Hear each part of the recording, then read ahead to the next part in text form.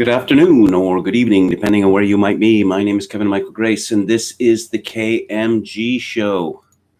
So, Nick Cannon, he's a trash merchant on TV. Really not much there, but he has really set the cat among the pigeons. He gave an interview a little while ago with a fellow who calls himself Professor Griff of Public Enemy.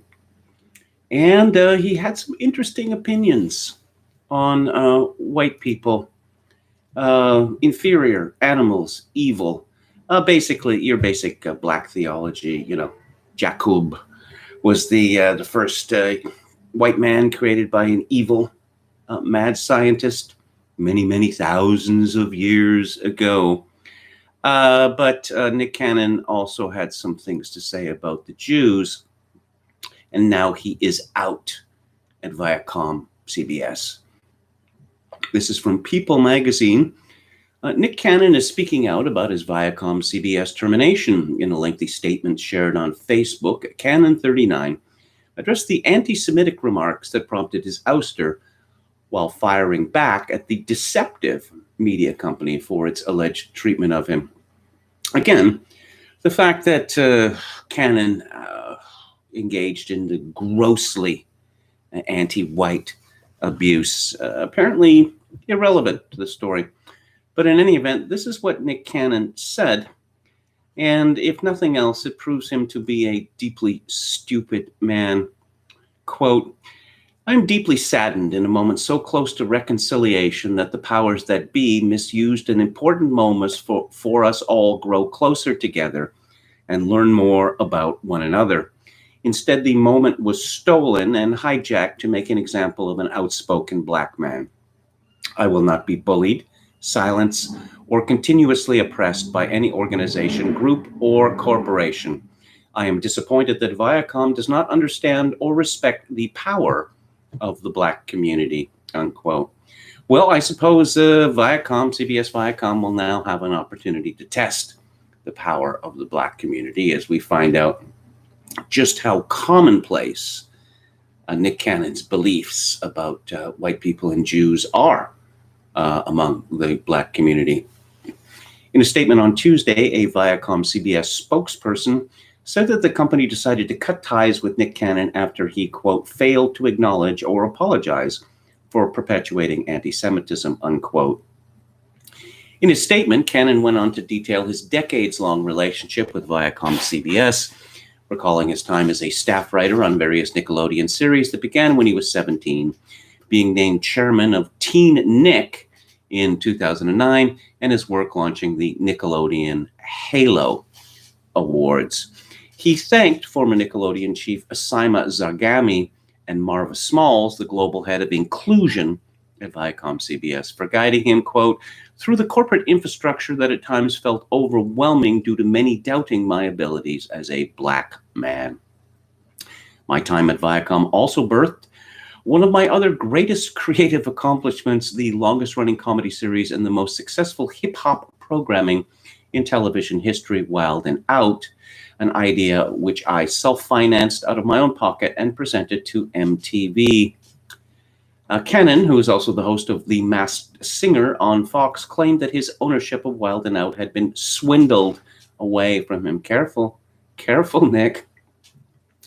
For Viacom to be so deceptive is no surprise. They've been mistreating and robbing our community for years, underpaying talent on their biggest brands like Love and Hip Hop, all of BET programming, and of course, Wild and Out. I don't have to defend myself here. The proof is in the history. I believe that the corporation was becoming more progressive and willing to create helpful spaces and dialogue in these difficult and uncertain times of 2020. Instead, they chose to recently ban all advertisement that supported George Floyd and Breonna Taylor, who we are still seeking justice for. Spokesman for Viacom tells people that the reason for blocking the advertisement was due to the comedic nature of the show. We believe is in question revenge prank. We didn't want to be insensitive by placing ads for it next to important and serious topics such as Black Lives Matter. This is standard practice we use with our media agency to ensure that our ads don't come across as tone deaf or disrespectful. Cannon also said that after his anti-Semitic remarks on the June 30th episode of his podcast, Cannon's Class, he tried to reach out to Viacom CBS chair Sherry Redstone to have a conversation of reconciliation and actually apologize if I said anything that pained or hurt her or her community, but was met with dead silence. He added that the company doesn't want a conversation of growth. They just want to put the young Negro in his place. Viacom responded, it is absolutely untrue that Nick Cannon reached out to the chair of Viacom CBS. Cannon called his firing an unwise decision and insisted that he attempted to reconcile the situation on two separate occasions when he claims he specifically acknowledged and openly requested a forum to be corrected. Viacom's goal to keep me from providing for my family and lineage will be foiled. They can try to kick me while I'm down or force me to kiss the master's feet in public for shame and ridicule. But instead, I stand firm on my square with my fist in the air, repeating my mantra, you can't fire a boss. Oh, dear. In addressing the remarks that sparked his firing, Cannon said he had spoken with many rabbis, clergy, professors, and co-workers who offer their sincere help. I must apologize to my Jewish brothers and sisters for putting them in such a painful position, which was never my intention. But I know this whole situation has hurt many people, and together we will make it right.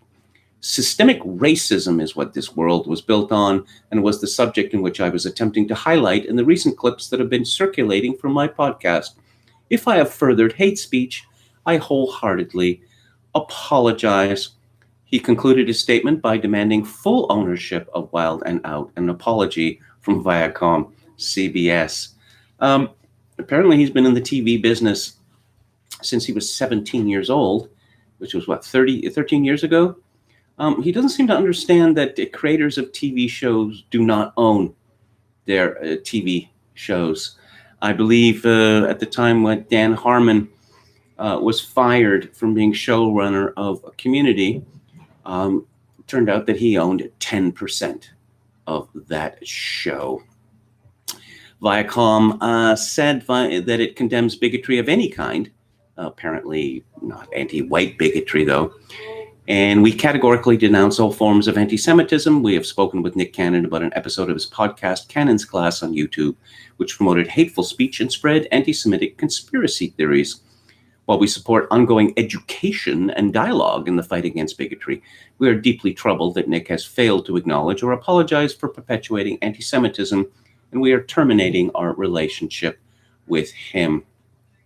Cannon's original statement on Facebook was, anyone who knows me knows that I have no hate in my heart nor malice intentions. I do not condone hate speech nor the spread of hateful rhetoric. We are living in a time when it is more important than ever to promote unity and understanding. And I guess that's why you'd bring Professor Griff on your show, to promote unity and understanding. Progressive Professor Griff, who speaks of the Ashkenazi, actually meaning Ashkenazi. And of course, everybody knows about this. Cannon continued, I'm an advocate for people's voices to be heard openly, fairly, and candidly in today's conversation about anti-racism and social justice. I think we all, including myself, must continue educating one another and embrace uncomfortable conversations. It's the only way we all get better.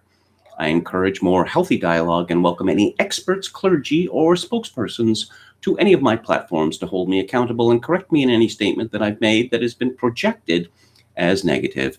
Until then, I hold myself accountable for this moment and take full responsibility, because my intentions are only to show that as a beautiful human species, we have way more commonalities than differences. So let's embrace those as well as each other. We all family.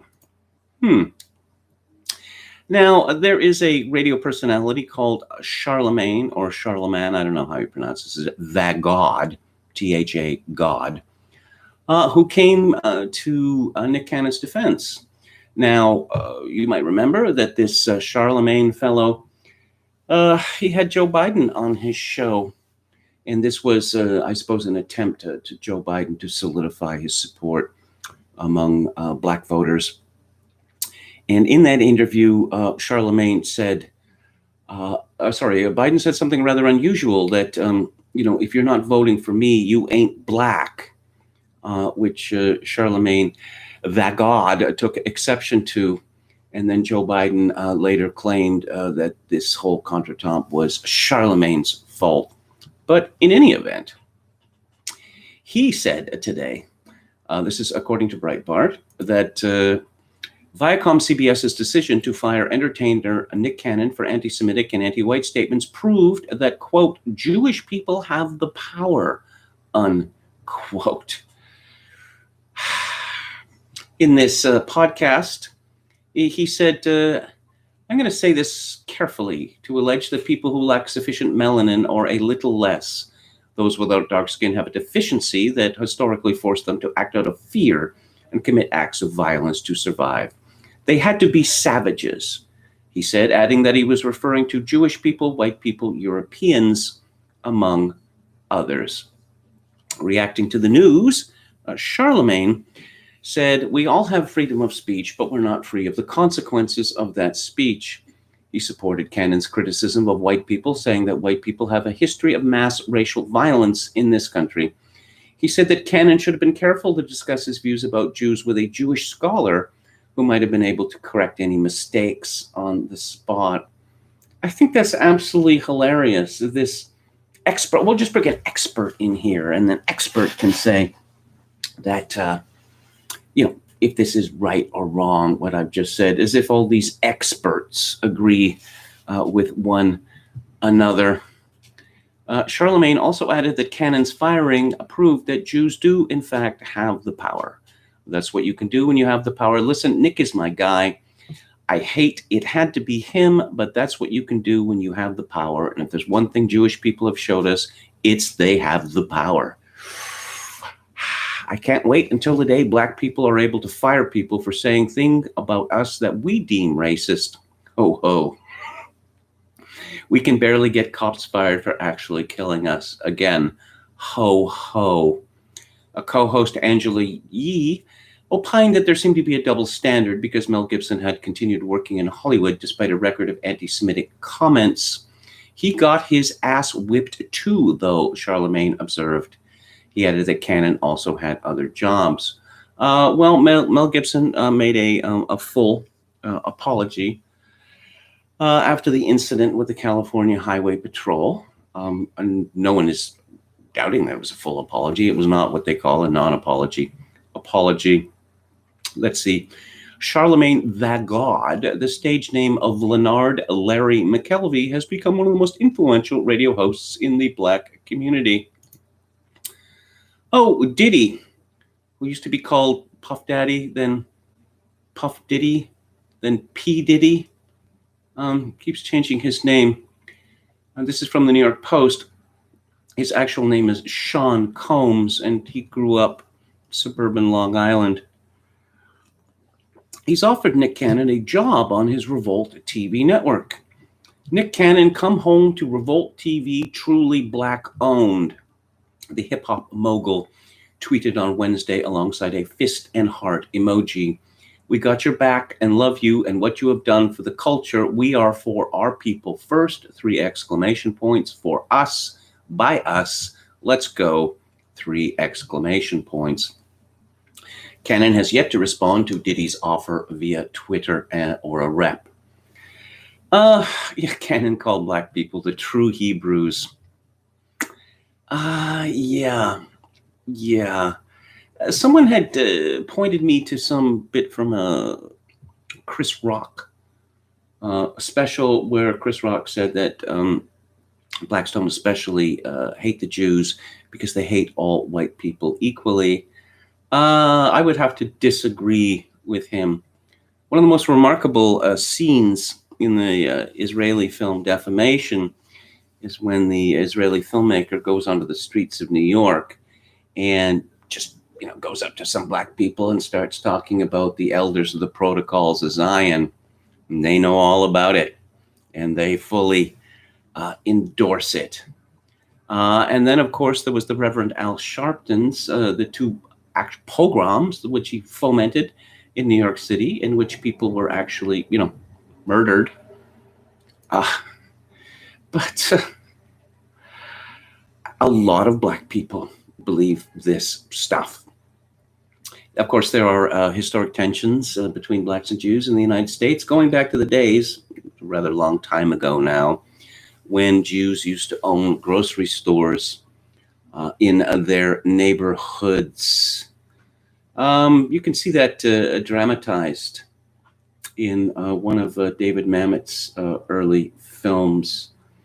This sort of commonplace Black belief that Jews have all the money, that they keep, treasure chests. They're so selfish because they won't share their money, which they stole from Black people. Yada yada yada. Yeah, curious story about man threatens to kill people on flight in the name of Jesus. Oh, some Christian whack job.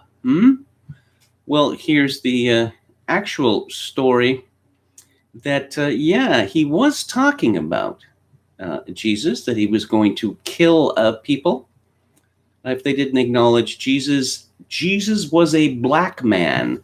The man is heard yelling repeatedly moments later, "Believe it."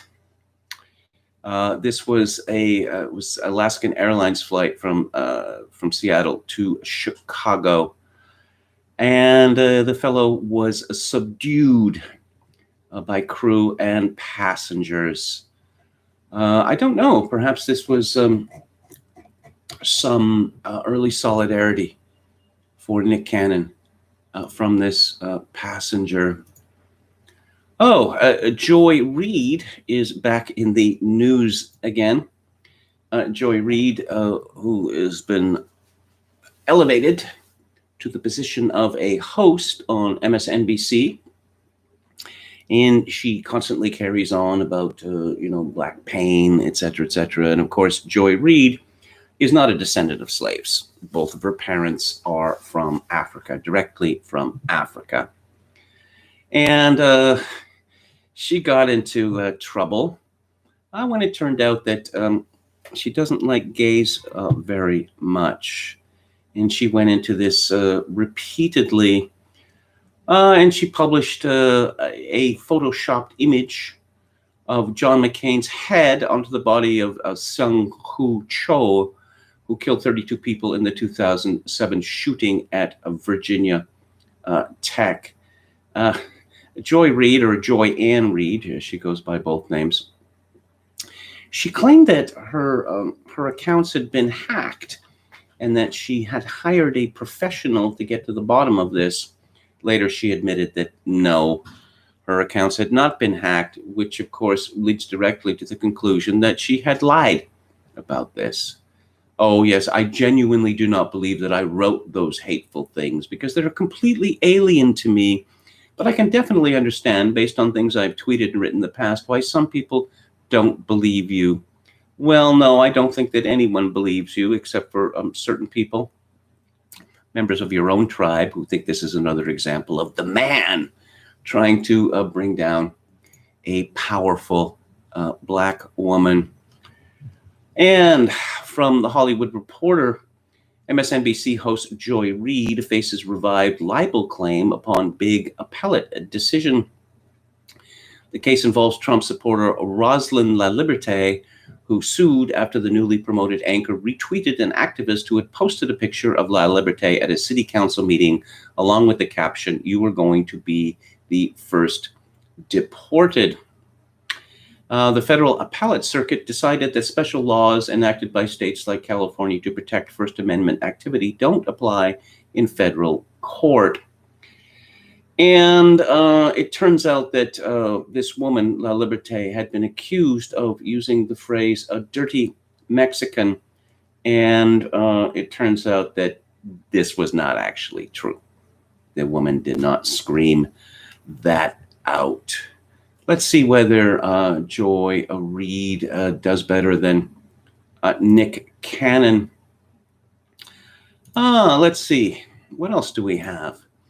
Black Lives Matter has been raiding the public Facebook of Jessica Whitaker, the white woman that they murdered in Indiana. They are celebrating her death and mocking her family members, all these angry, racist white people on here.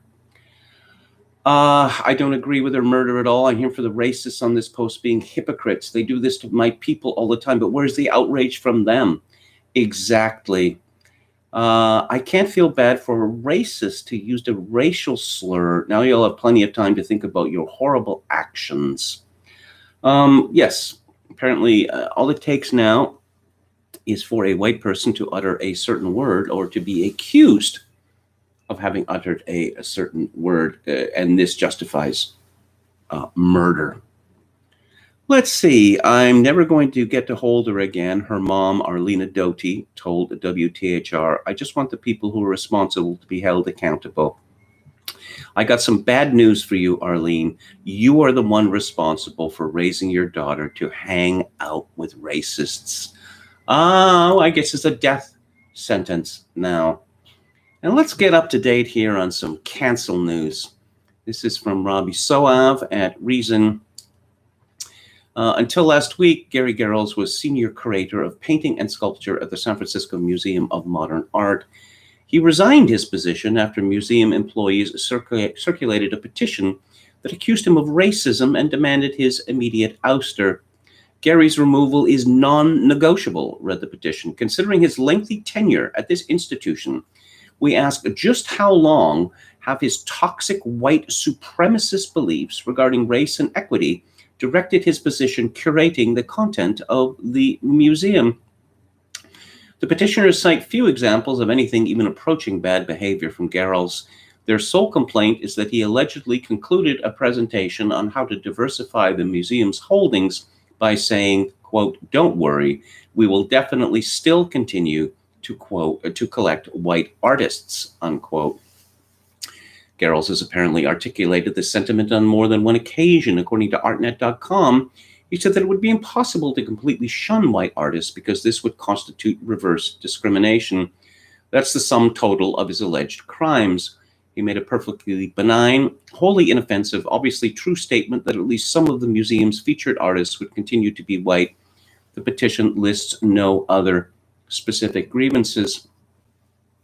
In a statement announcing his decision to step down, Garrels apologized for the harm his words caused, only slightly disputing the absurd charge against him. Quote, I do not believe I have ever said that it is important to collect the art of white men. I have said that it is important that we do not exclude consideration of the art of white men. Well, I can't say that I'm all busted up that this fellow has lost his job. Why did he apologize? Why did he? Oh, no, I never said it was important to collect the art of white men. Oh, no, I would never say that. That would be wicked. Good riddance. Charles Barkley, unlikely voice of reason.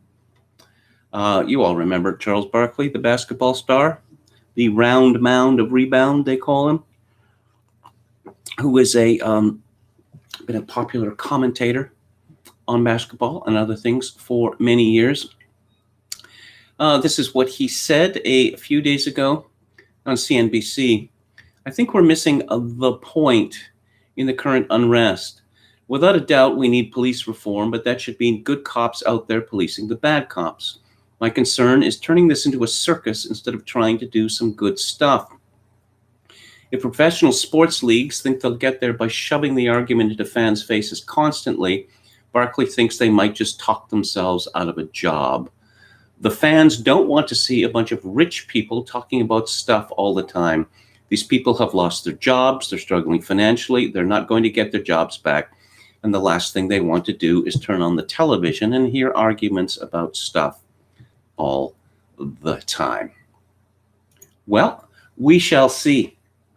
We shall see how many people are going to come back to the NBA, MLB, and the NFL when they finally, if they ever finally get going again. I've heard that the latest complaint from the NBA players in their bubble is no sex. There's not going to be a constant stream of women coming in and out of their hotel rooms, which they have complained about for being like Motel 6. I don't know. That could be a deal breaker. Could be a deal breaker. Let's see. Let's see what else we got. Let's go to the chat. William Hicks says that dude expressed some bizarre thinking.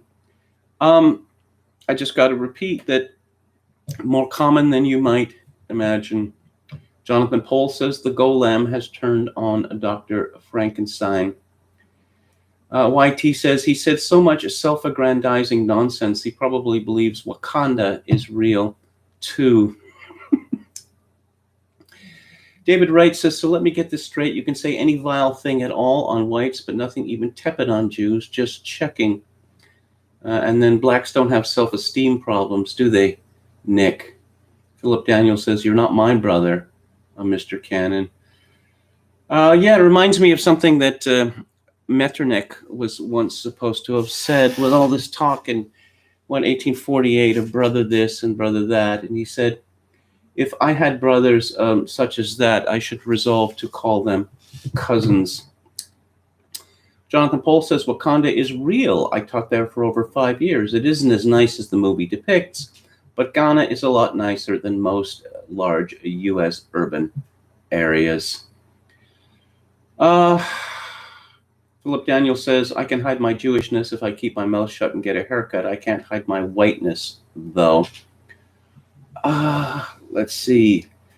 Philip Daniel responds to Jonathan Pohl.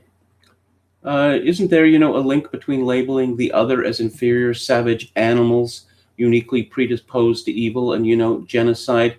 Yes, there's an academic term for this, and it's called eliminationist rhetoric, which has become quite common, indeed, with regard to white people, social media in recent years. Brandon Smith says, Dick Cannon would be a pretty righteous porn name. Well, Nick Cannon, doesn't that sound like a TV action star from the 1950s or 1960s? They all, names like Mannix and Banachek and the like. There was a Steve Canyon, the comic strip star. Gleb Medley says, this is so retro. Are blacks going to start wearing big clocks around their necks again? A few months ago, I went down a rabbit hole on the Nation of Islam and its origins and its offshoots. And if you read about Jay-Z, who is considered to be, the richest black man in America, most influential, most powerful, I suppose, after Obama, and you want to get into what he believes, it is completely bonkers. And again, quite common. Jonathan Pohl, yes, dehumanization is an almost universal early step of genocide. This is well documented most recently in Rwanda. East Asians also lack melanin, i.e. have more pheomelanin than the other kind, like Europeans. Heck McNeck says, people with a lack of melanin react out of fear. Have you ever seen a group of people with a lot of melanin witness a magic trick? I've seen videos from South Africa. Very amusing. Philip Daniel, again, I guess it was the lack of melanin among the Mongols that caused them to brutally conquer most of Eurasia, right? Okay, so this goes back and forth. Metal Mike says Puff Daddy's biggest hit was a Led Zeppelin sample, Kashmir. Yes, and he did his stupid rapping on top of it. Not that Diddy, or whatever he calls himself now, is actually renowned as a rapper. More as an entrepreneur, actually. Chogokin 666, the zeitgeist has really activated the almonds and all the deep thinkers lately. Metal Mike says, I would rather have people believe Jesus was black than believe he will return with Muhammad, and together they will slay all non-Muslims. Okay. Okay, let's scroll down here, see if there are any other voices. Visionary Companion says, how we cannot even say a word that means miserly, stingy, etc. without being attacked by certain people with PhDs. And that controversy is what? Isn't that like 25 years old by now? That was around the time of the water buffaloes incident. Good times. Good at times. Mike F says Charles Barkley's mother told him not to vote for Bush #1 because Bush was for rich people. Barkley said, "But I'm rich." I haven't watched basketball for many years, but occasionally I see clips of Charles Barkley, and he's a funny guy. He seems like a likable guy to me. He seems to be pretty chill and self-aware. There was a TV show called Cannon in the 70s. Didn't that show star a very fat actor? Let me check this. Let me check this out. Frank Cannon. Yeah, William Conrad. William Conrad. He was a very, very large man. He was also a voice artist. If you've ever seen Rocky and Bullwinkle, you've heard him. And he narrated The Fugitive. He was a friend of Anthony Burgess, the novelist, by the way, which I learned from reading Burgess's memoirs. I wouldn't have seen that coming. Yes, William Hicks, Frank Cannon, played by the late, great William Conrad. Mike F. And Kanye's biggest hit is a King Crimson sample. Yeah, I've always found this amusing. Let's see, Kanye also sampled a song by Can, my favorite band. And basically, it was pretty much identical to the record. Sing Swan Song, it's called. And then he made up some really stupid lyrics that he mumbled over them, something about drunk girls or something like that. But we're supposed to believe that these rappers, they're just constantly investigating obscure records from the 60s and 70s, and they're like, no, obviously they don't. They have staff that do that for him. I remember reading about Kanye West when he got into it with this British electronica musician, where essentially he was taking the position that he was going to use a sample and not pay for it. Initially, the conversations between the two had been cordial, where the Englishman said, "Look, you've buggered this up. It's got all these artifacts. I can do it properly for you."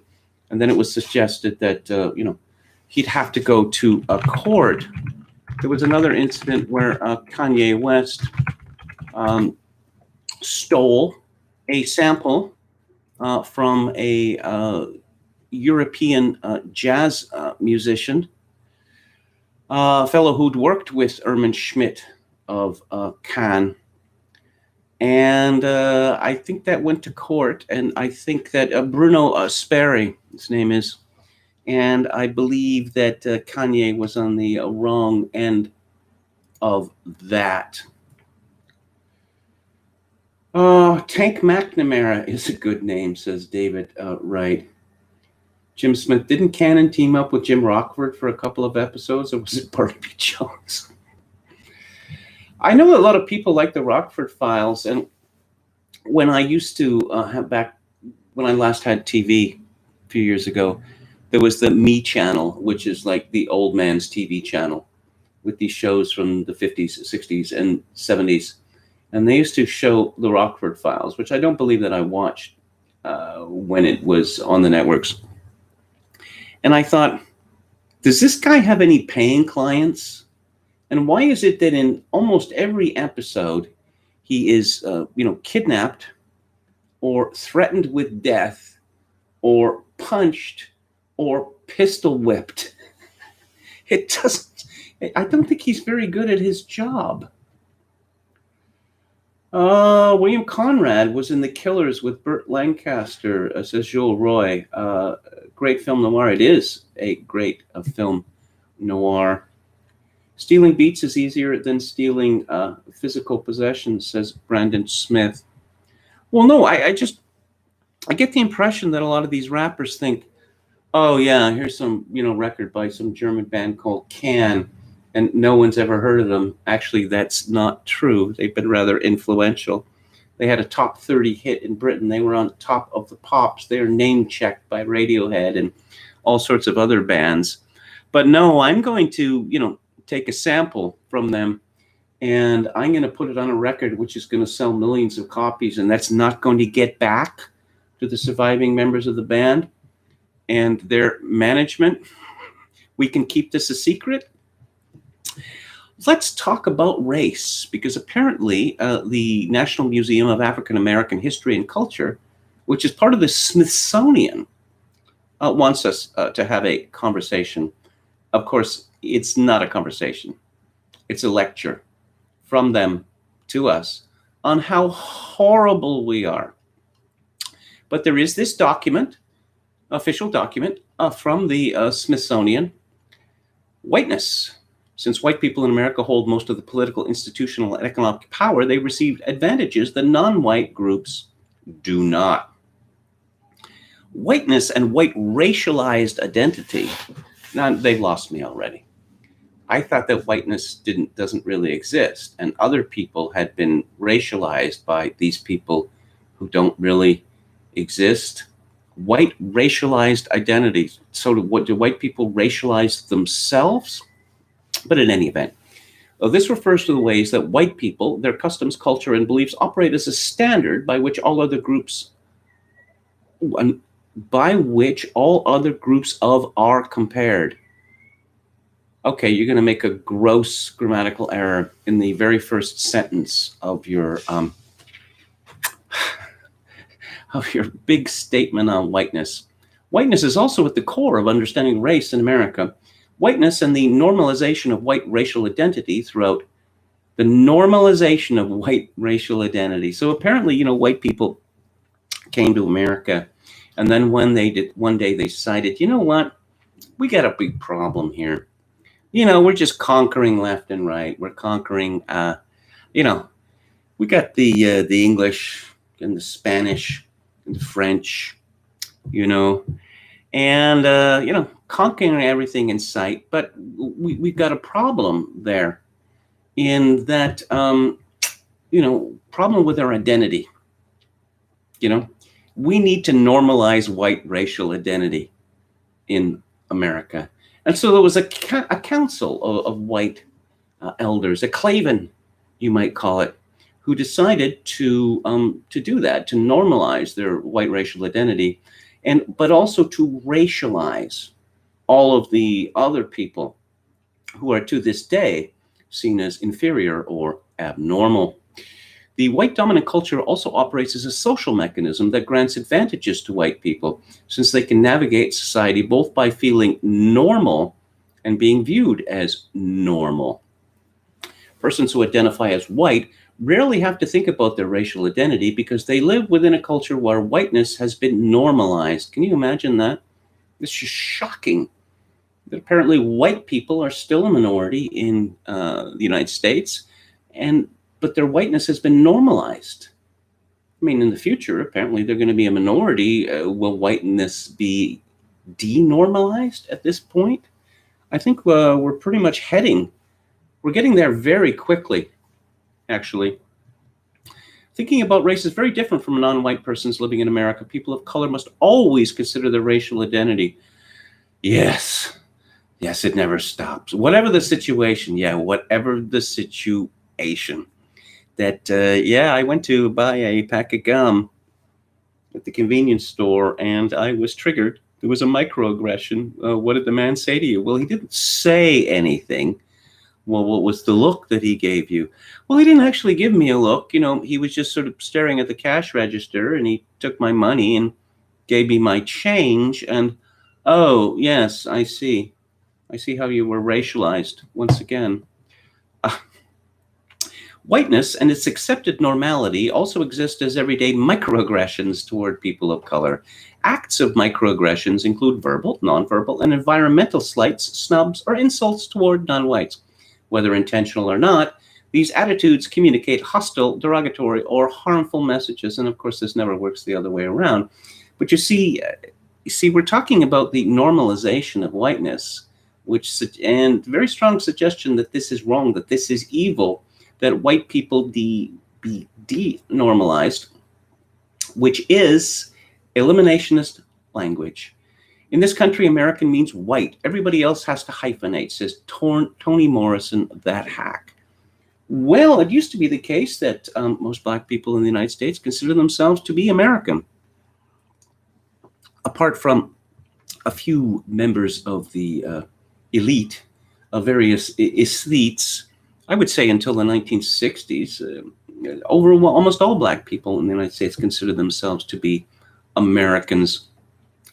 Yes, white people receive advantages that non-white groups do not. These benefits and advantages of varying degrees are known as white privilege. For many white people, this can be hard to hear, understand, or accept, but it is true. If you are white in America, you have benefited from the color of your skin. Well, prove it. Prove it. The money, the white people bank. There is a belief, which is somewhat inchoate among a lot of black people, that there's a special bank for white people. That, they run into difficulties, or perhaps they want a new car, or, better house, or, they just want to live a better lifestyle, and they just go to the secret white people's bank, and they get a loan that they don't have to pay interest on. I suppose they don't even have to pay it back. Let's see. White people can possess other marginalized parts of their identity, but their race is not one of them. To learn more about how race intersects with our other identities, check out the section titled Systems of Oppression. Being white does not mean you haven't experienced hardships or oppression. Being white does mean you have not faced hardships or oppression based on the color of your skin. Well, I suppose it depends on what neighborhood you live in or where your children go to school. Again, reality has been flipped. That, America is a country where black people are afraid of white people. No. It's the other way around. In White Privilege, Unpacking the Invisible Knapsack, scholar Peggy McIntosh, that Peggy McIntosh, writes, white privilege is like an invisible, weightless knapsack of special provisions, maps, passports, code books, visas, clothes, tools, and blank checks. Secret money bank. Here are some examples she gives on what white privilege looks like in day-to-day living. I can turn on the television or open to the front page of the paper and see people of my race widely represented. Well, that's what BET is for, isn't it? Also, if you turn on any of these, look, this is just infuriating, all right? If you were to judge the racial makeup of America based on what you see on network TV shows, or especially in commercials, you'd figure white people were about 1/3, 40% of the population of the United States. Peggy McIntosh, that great scholar, is gaslighting us. Oh no, that there are no blacks on TV. Well, if you want to go back to the 1950s, no, there weren't any. If you want to go back to the 1960s, there weren't very many. Starting from the 1970s, got to have blacks on every TV show. You have to have, I guess my favorite TV cliche is the multicultural gang. That's been around since the 1960s. You can see it in Death Wish, which is a movie I'm going to be talking about on Theater Thursday in a few weeks. So the young Jeff Goldblum plays a sort of, how would I say, racially neutral character. I can, if I wish, arrange to be in the company of people of my race most of the time. Yeah, I guess that's the difference between a minority and a majority. I could avoid spending time with people whom I was trained to mistrust and who have learned to mistrust my kind or me. Really? Really? Huh? Is that the situation of white people in the United States? Again, I suppose it depends on how much money you have, where you live. If I should need to move, I can be pretty sure of renting or purchasing housing in an area which I can afford, in which I would want to live. Ha, ha, ha, ha, ha, ha. How many white Americans live in areas in which they want to live. Based on their income or their savings, they're forced to live in certain neighborhoods because that's all they can afford. If I want to, I can be pretty sure of finding a publisher for this piece on white privilege. What? What? I can be pretty sure of having my voice heard in a group in which I am the only member of my race. I can be casual about whether or not to listen to another person's voice in a group in which she or he is the only member of his/her race. Oh, and they've attached a video here, Deconstructing White Privilege with Dr. Robin DeAngelo. How many of these people are going to have jobs when the universities collapse? White supremacy is an ideology where white people are believed to be superior to non-white people. This fallacy is rooted in the same scientific racism and pseudoscience used to justify slavery, imperialism, colonialism, and genocide at various times throughout history. What about black-on-black genocide? How does that fit? What about Chinese on Chinese or Chinese on Oriental genocide? Many examples of that in history. How does that fit exactly? Okay, and there is an illustration here, which is quite amusing.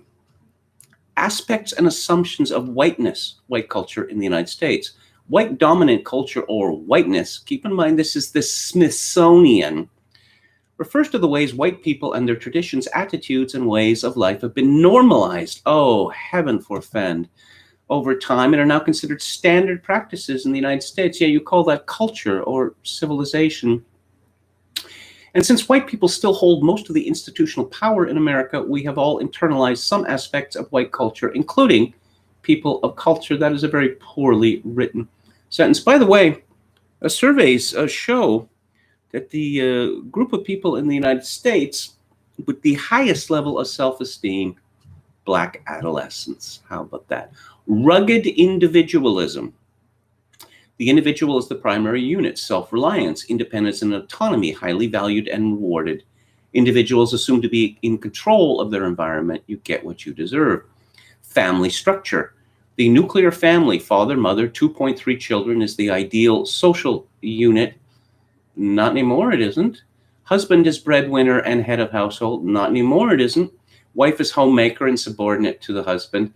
What fantasy world are they talking about here? Children should have own rooms, be independent. As opposed to the other mode where everyone lives, as if it's a communal apartment in communist Russia. Emphasis on scientific method, objective, rational, linear thinking, cause and effect relationships, quantitative emphasis. History based on Northern Europeans, immigrants' experiences in the United States. Heavy focus on the British Empire. They weren't immigrants, they were colonists, not the same. The primacy of Western, Greek, Roman, and Judeo-Christian tradition. A Protestant work ethic. Hard work is the key to success. Work before play. If you didn't meet your goals, you didn't work hard enough. Religion. Christianity is the norm. Anything other than Judeo-Christian tradition is foreign. No tolerance from deviation from the single God concept. What? Got a problem with monotheism? Status, power, and authority. Wealth equals worth. Your job is who you are. Respect authority. Heavy value on ownership of goods, space, property. Time. Follow rigid time schedules. Time viewed as a commodity. Future orientation. Plan for future. Delayed gratification. Progress is always best. Tomorrow will be better. Boy, these white people are sounding better and better. Aesthetics based on European culture. Steak and potatoes. Bland is best. Yeah, okay, so all white people are the same, and we're just going to forget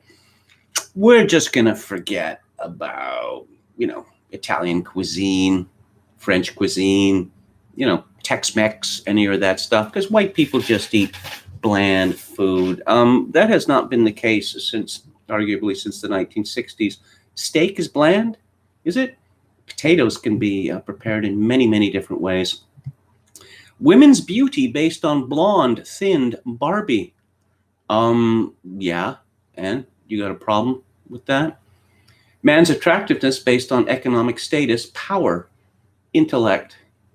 Holidays based on Christian religions, based on white history and male leaders. Justice based on English common law. Okay, good. Protect property and entitlements. Good. Intent counts. Yes, it does. Competition, be number one, win at all costs, winner-loser dichotomy, action orientation, master and control nature, must always do something about a situation, aggressiveness and extroversion, decision-making, majority rules when whites have power. I guess that's how Barack Obama got elected twice as president. Communication, the King's English rules. Yes. Whenever I watch American television or movies, or read the newspapers, the internet, it's the King's English that really jumps out at me. Written tradition, yes. Avoid conflict, intimacy. Don't show emotion. Don't discuss personal life. Be polite. Yeah, apparently this comes from Judith H. Katz, and it is from 1990, and it is owned by the Khalil Jameson Consulting Group, Inc. What a hustle. What a hustle. I mean, what percentage of the GDP do you think is this hustle of diversity, inclusion, anti-white studies? Stop and think. How does white dominant culture leave others out?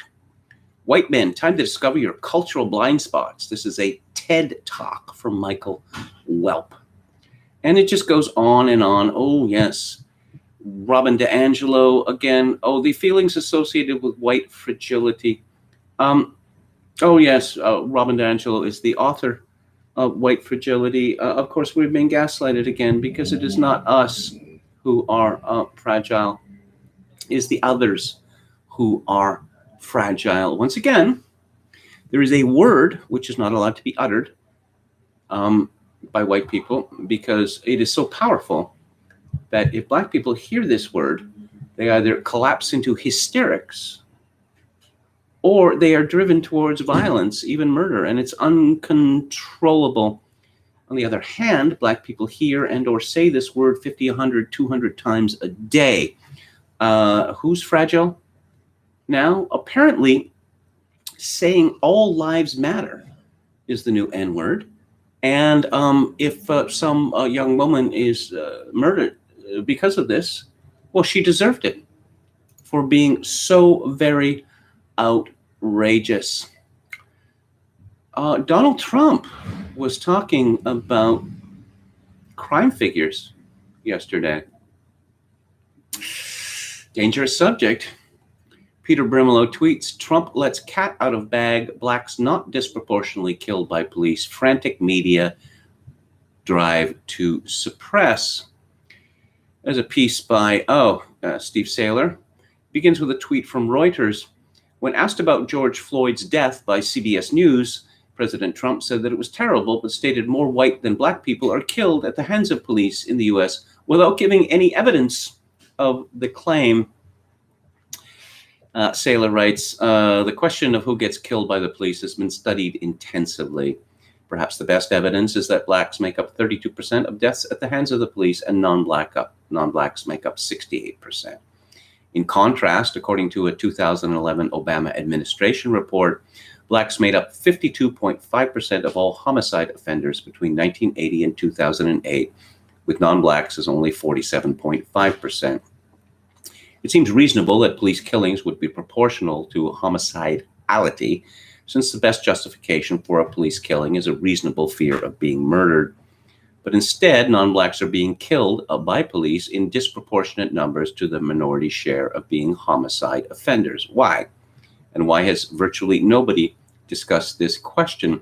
Now, one of the strangest things about the Black Lives Matter crusade in the United States is its ignorance of the rest of the world. We're being told that Black people in the United States are being oppressed in a way which is unique in the world. Never mind the fact that slavery is a universal institution. But if we are to look at the figures regarding crime and incarceration by race in other countries besides the United States, let's say in cities like Toronto or cities like London or cities like Paris or cities like Berlin, you see the same thing over and over again. So there is nothing unique about the American situation with regard to race and crime.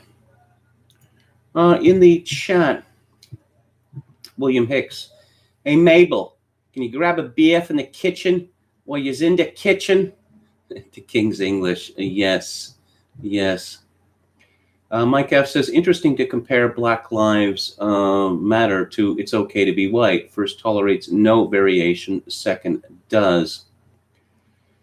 Let's see. Jonathan Pohl says Sicilians could claim to be North Africans. Well, there's all sorts of mixture there.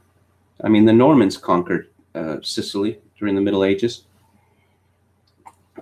The late libertarian anti-war activist Justin Raimondo, that's clearly a Norman name from Raymond. Philip Daniel, actually, Pete Buttigieg is a person of color. Chocokin 666 says there's been a spate of vandalism of Catholic statues. Most people who attack churches, cemeteries, and the like are, well, deranged.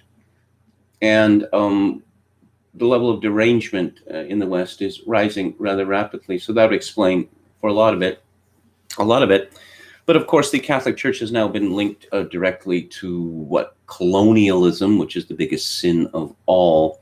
So I suppose a fair amount of the destruction can be traced to that. But again, apparently we're all iconoclasts now, that statues are wicked. Perhaps this is a precursor to Muslim conversion. YT says, chat, since KMG isn't eligible for the reparations, send him some shekels via PayPal, Kevin_Grace@hotmail.com, so he can move to a better area and continue to help keep us sane-ish. Yes, excellent idea. Okay. Mike F. Justin Raimondo wrote good biography of Murray Rothbard, scathing to Ayn Rand cult. I liked Murray Rothbard, actually. You know, he was part of Ayn Rand's early circle, and Rothbard was an atheist Jew.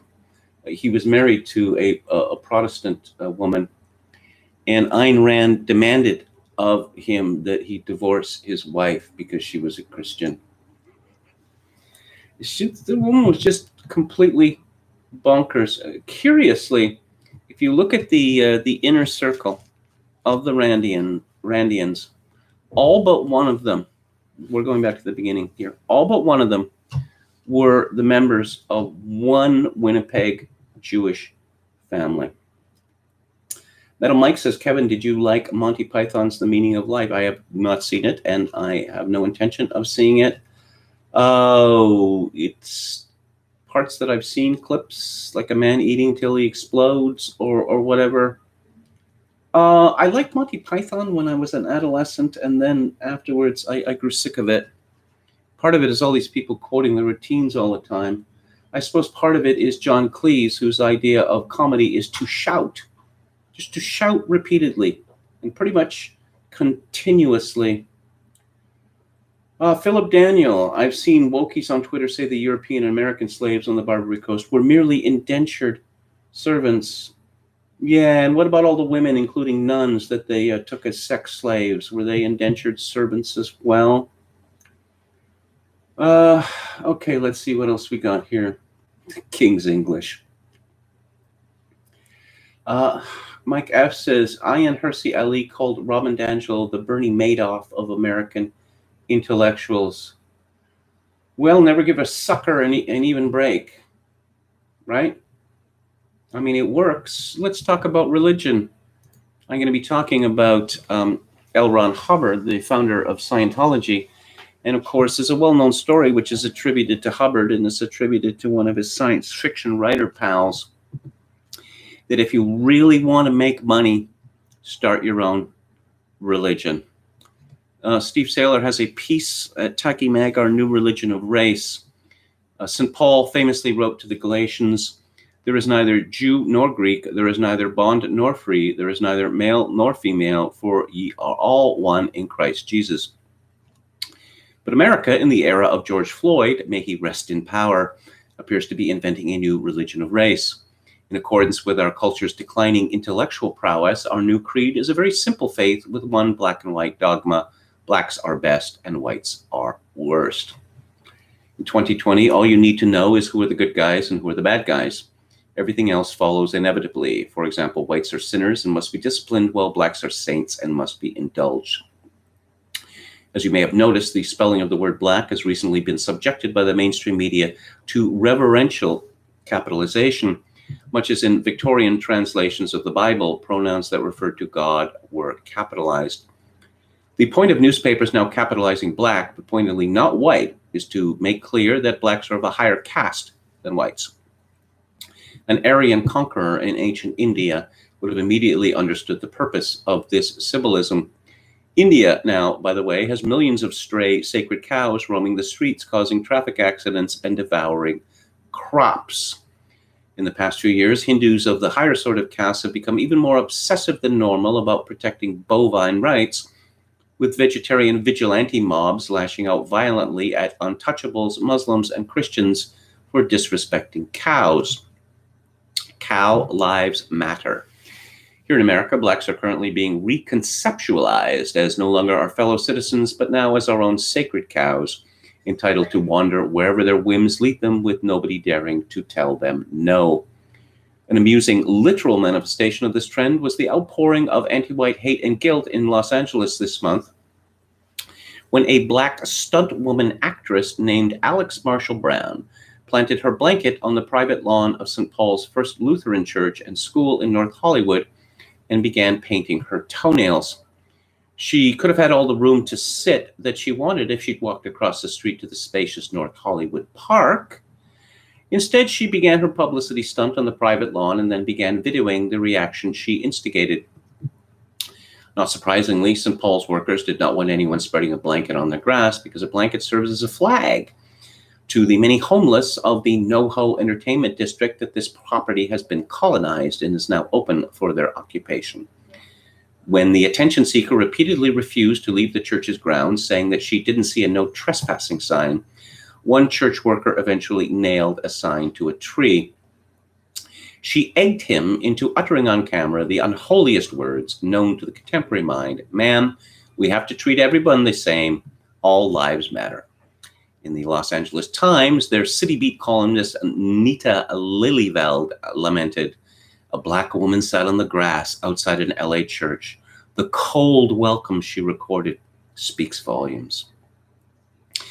That their shameless behavior, which she would soon post on Facebook, might rapidly spread across social media and go viral, seems either not to have occurred or to have not bothered the white church members she filled. In reality, preschools like St. Paul's are extremely concerned about losing control of their property and thus attracting aqualung-type men eyeing little girls with bad intent. As the Times complained, Marshall Brown, wondering who had made the first call to unarmed security guards, whom the intruder had refused to heed, then noticed women in the windows of the church's preschool across the street, clearly monitoring her without looking at her directly. Each time I watch the video, that realization hits me like a gut punch, that these people from a church were dehumanizing her. The church members threatened to bring in the police and show no compunction about the potential danger that could come from doing so. This is a growing doctrine because the police, as we know, constantly slaughter blacks out of their unfathomable racist hatred. White victims of black lawbreaking should just abstain from calling law enforcement.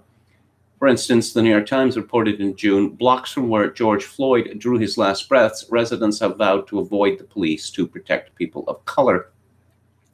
A Minneapolis white man told the newspaper that he was ashamed of calling the police after two black youths held a gun to his chest and demanded his car keys. He said, "I regret calling the police. It was my instinct, but I wish it hadn't been. I put those boys in danger of death by calling the cops." Interestingly, the Supreme Court of Canada legalized prostitution based on that very argument.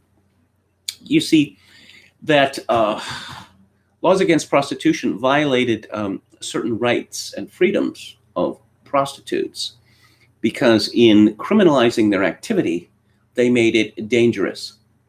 Now, of course, criminal activities are by their nature dangerous. You could, let's legalize everything, because then people won't be exposed to danger in that manner anymore. In effect, by declaring blacks to be above the law, American elites are suddenly subscribing to a blacks-only version of Satanist Aleister Crowley's teaching, "Do what thou wilt shall be the whole of the law." This new belief isn't like Scientology, a mere cult. Instead, it's rapidly becoming the official ruling class religion of the United States. Not coincidentally, it provides an ever-growing number of sinecures for its priestly caste of diversity, inclusion, equity staffers. And yes, die is the initialism. Because the empirical evidence that relative to whites, blacks are saints is less than abundant, this theology provides plenty of employment for heretic hunters. Any white person could slip up at any moment and blurt out the truth. That's what we are supposed to take on faith is a hoax. Hence, America's institutions must hire many, many white-collar witch sniffers. What religion could be more rational than that? Jeff Sessions lost his race to take his old seat back in the U.S. Senate from Alabama.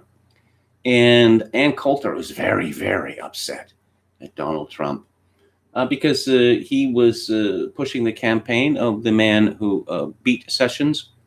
Tuberville is his name, former football coach. Now, I must say that I am suspicious of football coaches who get into politics because they tend to have very sentimental views, to put it mildly. But apparently Trump has made it clear that he values loyalty above all.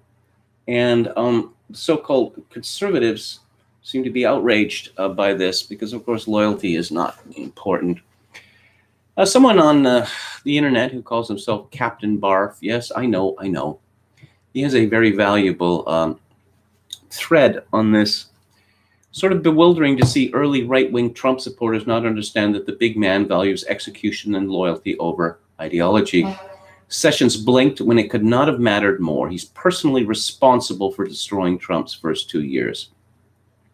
If Sessions had sacked up like a man and told everyone in the FBI pushing the phony baloney Russian hoax to eat shit, Trump's first 2 years would have been radically different. Instead, he ran for his cuck shed and let the Dems, who controlled 0 branches, run the show. There is nothing Paul Ryan or Trey Gowdy could have done if Sessions told everyone to F off. Russia would have been out of the news in 2 to 4 weeks tops. Instead, Trump couldn't even staff his administration because Jeff Sessions was a weak-willed pussy. Michael Flynn is personally broken because of Jeff Sessions. His finances in life are ruined. Roger Stone got railroaded over nonsense. Trump could never play FP with a full hand because his enemies propagandized hostility with Russia. The one man on Trump's team who could have stopped this nonsense was Jeff Sessions. He didn't. And he didn't even tell Trump about it until the deed was done.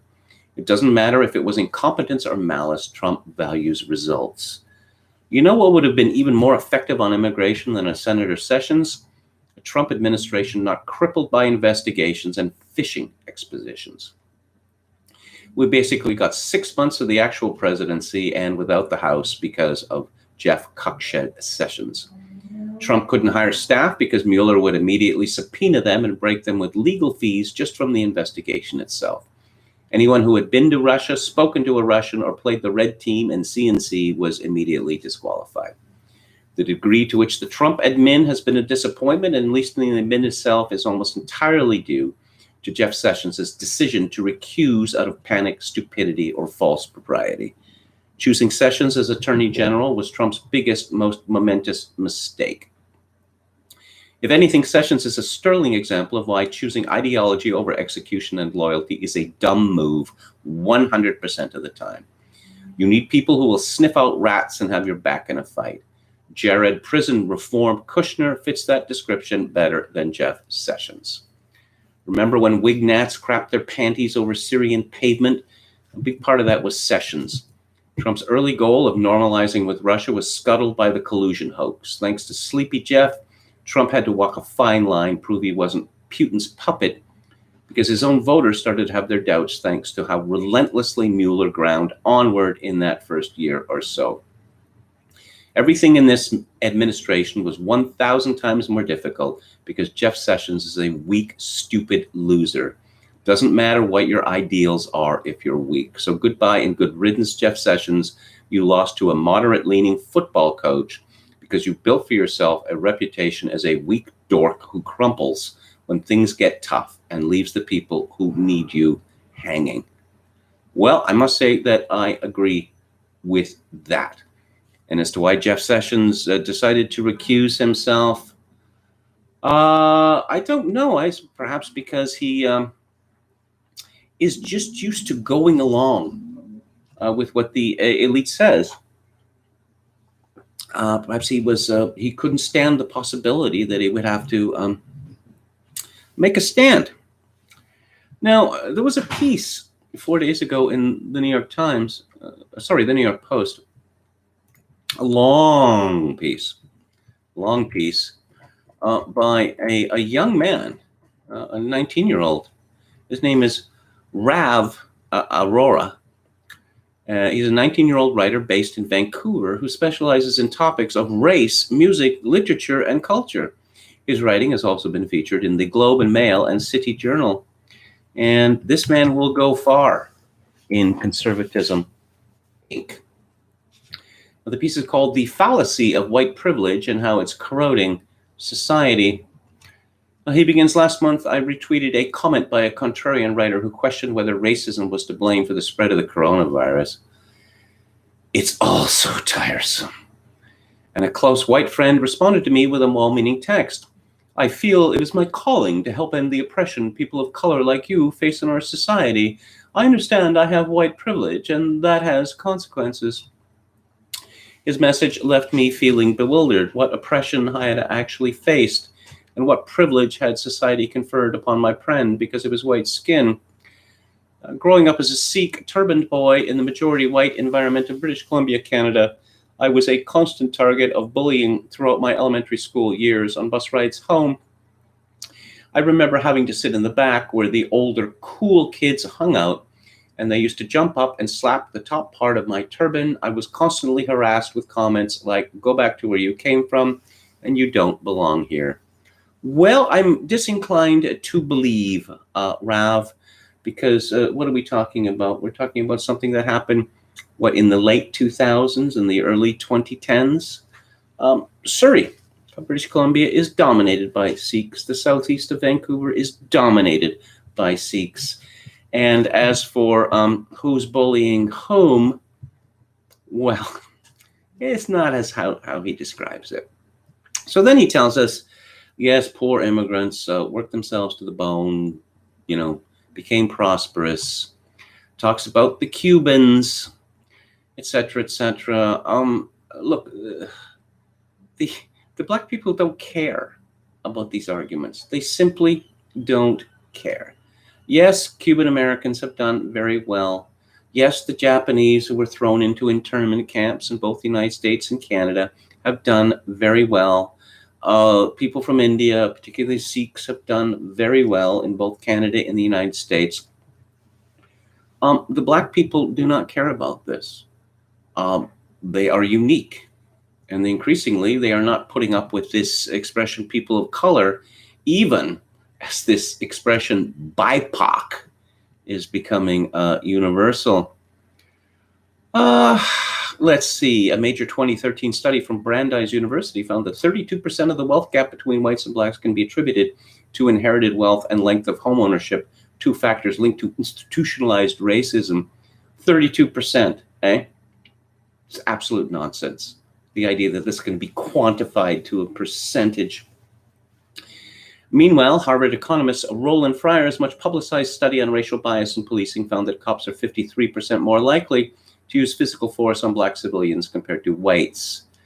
His study, however, found no anti-black bias in fatal police shootings. Why would cops be 53% more likely to use physical force on black civilians? This assumes that records are kept on each instance where police use physical force on anybody. Because of facts like these, an emerging definition of white privilege is now being widely circulated on social media. White privilege doesn't mean your life hasn't been hard. It just means your race isn't one of the things that make it harder. Well, I don't know. You could read Norman Podhoritz's famous essay on this.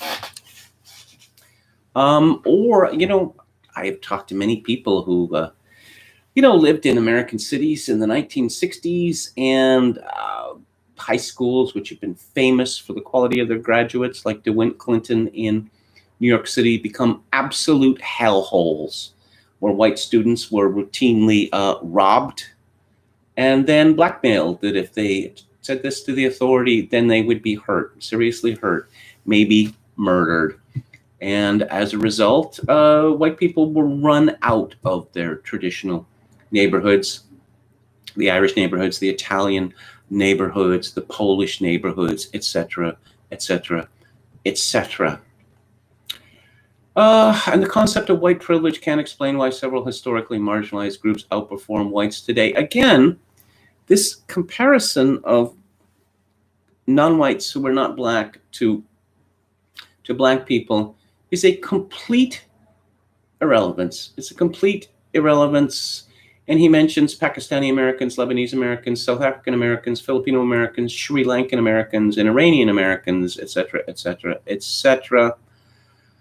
Nobody cares. We're very close to Dems are the real racist argument here.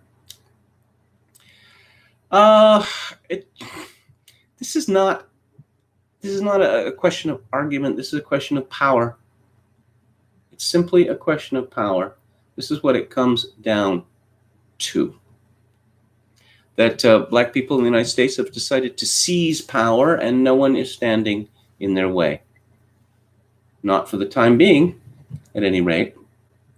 Any argument explaining why black people are sent to prison more often, why they're disciplined in schools more often, poverty rate, illegitimacy, etc., etc., etc., is it's blamed on white people. The legacy of slavery, the legacy of Jim Crow, the legacy of redlining, etc., etc., etc. There's no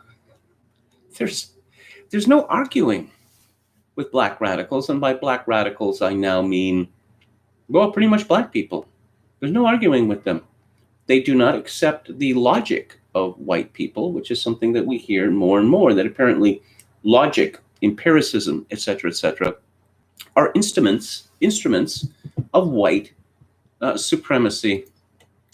But as I say, this young man will go far in Conservatism, Inc. Some good news. Vox Media preparing round of layoffs as business fails to improve amid coronavirus pandemic. This is from CNBC. It has informed its unions that it plans to cut jobs as advertising revenue has slumped in the first and second quarters. Vox Media is preparing staff cuts to both unionized and non-union workers. Vox was 40% off its revenue forecast for the second quarter and plans to miss its full-year target by 25%. Vox Media owns some of its properties, including New York Magazine, where, of course, Andrew Sullivan has said that he's leaving at the end of this week, The Verge, SB Nation, and Eater. Vox has already furloughed about 100 employees in April, or 9% of its staff, until July the 31st, as COVID-19 affected advertising budgets. Many of the furloughed workers who haven't already taken buyouts will be laid. Guess you should have taken those buyouts. Both the Writers Guild of America East, which represents about 350 of Vox's 1,200 employees, and the News Guild of New York, which represents New York Magazine employees, are meeting with executives of this week. Vox reached profitability in 2019. No, did it now? And planned to become even more profitable in 2020. Well, the company hit its revenue target. I don't believe any of this. I don't believe any of it at all. I mean, how many magazines are left that are actually for profit, that are, I made a prediction in the year 2000, rather bold prediction, that in 10 years' time, there would be essentially no more for-profit magazines which were based on print. Now, there's certain types of magazines, like the fashion magazines, like Vogue, or magazines like Vanity Fair, or magazines like Architectural Digest, or the various magazines like Bon Appetit.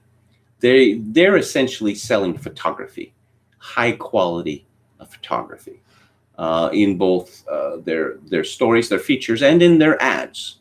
They're selling a lifestyle. They're selling aspiration. And again, which magazines? How many for-profit magazines are there out there? Not very many.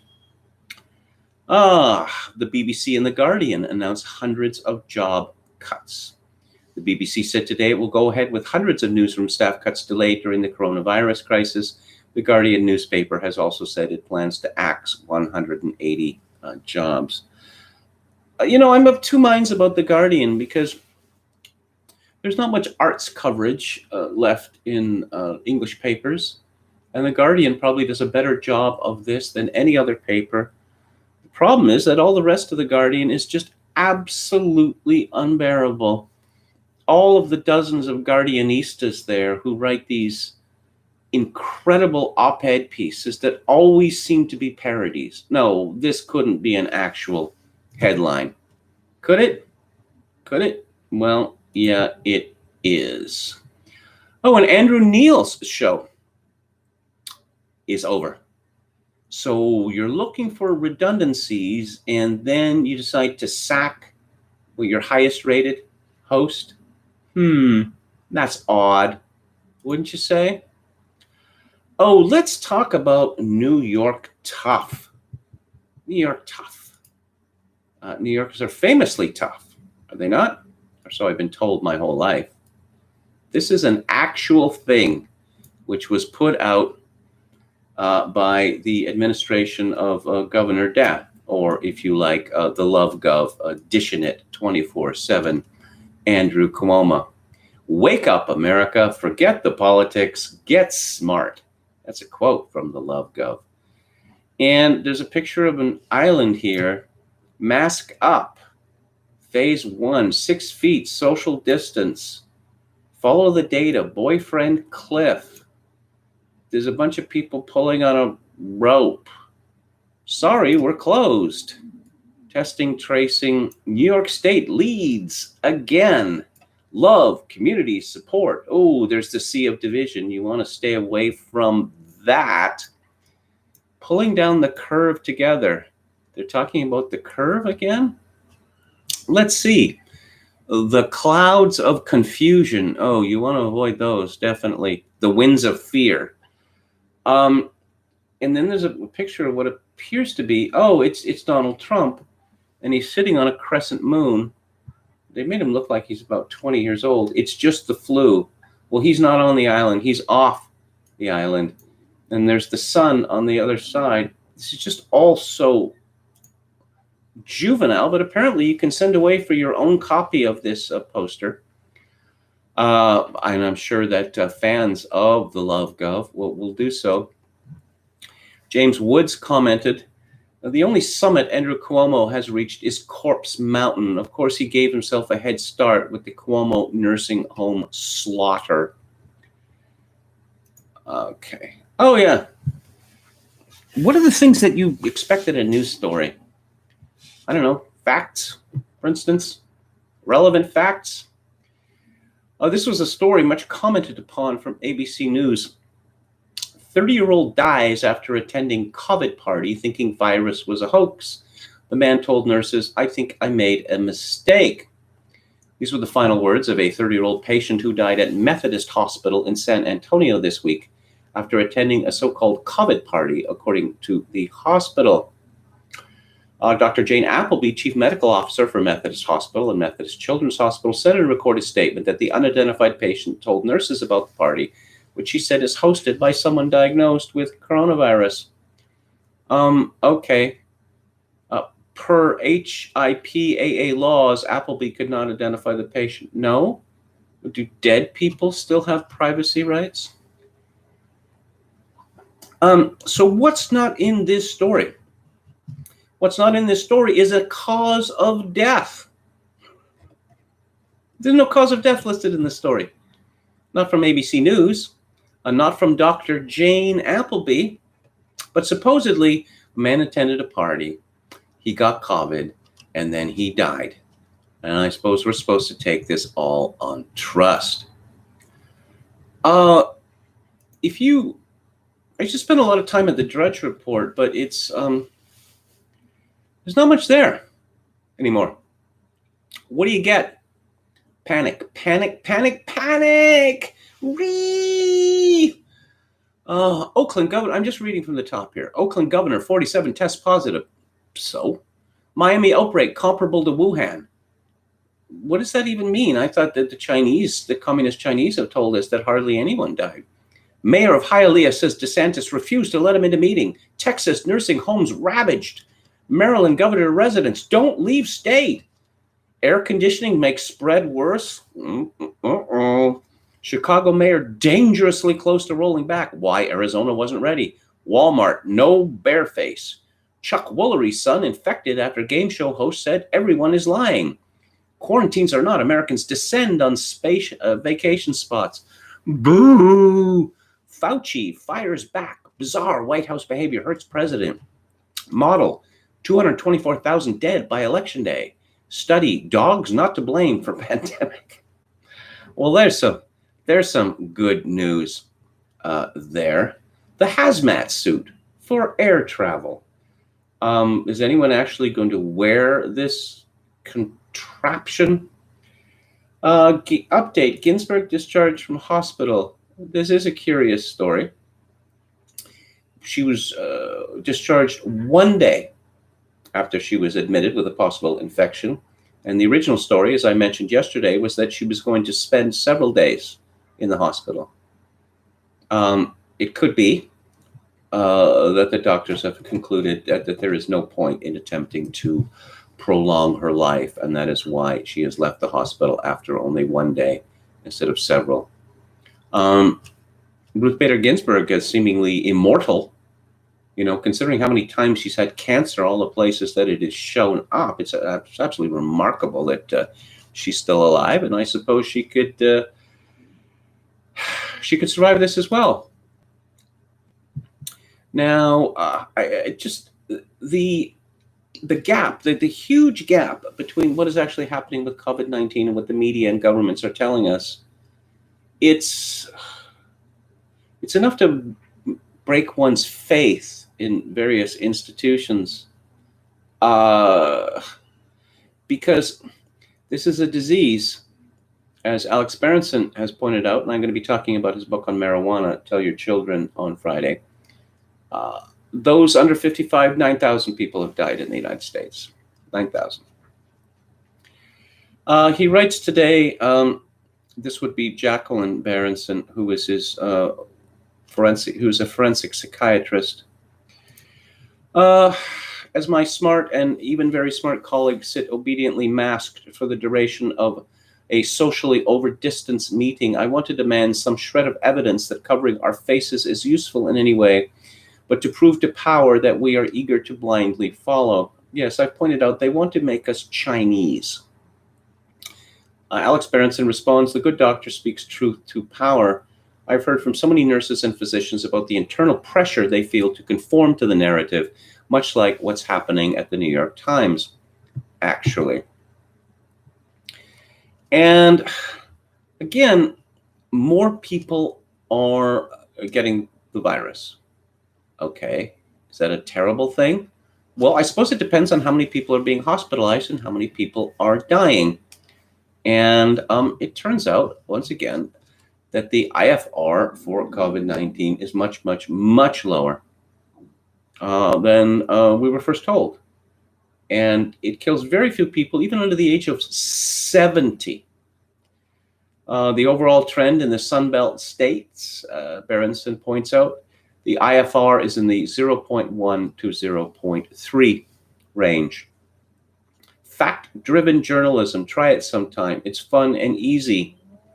Yeah, I don't think it's fun and easy for those who practice it, because you have these, wrong facts about, say, crime, for instance.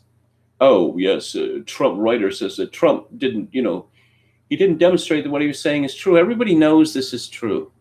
Okay, everyone knows it's true. It's just hidden. Let's see. Attention citizens, your Department of Pandemia announces it has acquired Lockdown 2, Scare Me Twice from CNN Studios. The film features an all-star cast, including Don Lemon's Tears, Chris Cuomo's Chiptooth, and Brooke What's-Her-Name's Bath. Release date, November. Attention citizens. And again, from the LA Times, California shatters record with over 11,000 new COVID cases in one day. And Barrison's response is because masks work.